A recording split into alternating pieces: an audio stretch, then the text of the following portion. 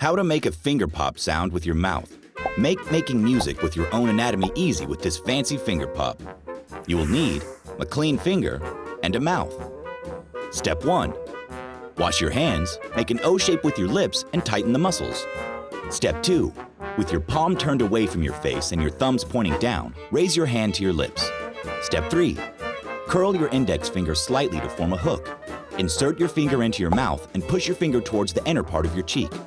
Step 4. Tightly wrap your lips around the hooked finger. Blow out as you push your finger out of your mouth.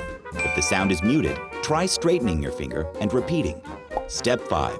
Repeat the process until your pop is loud and clear. Did you know? Polydactyly is the condition of having extra fingers or toes.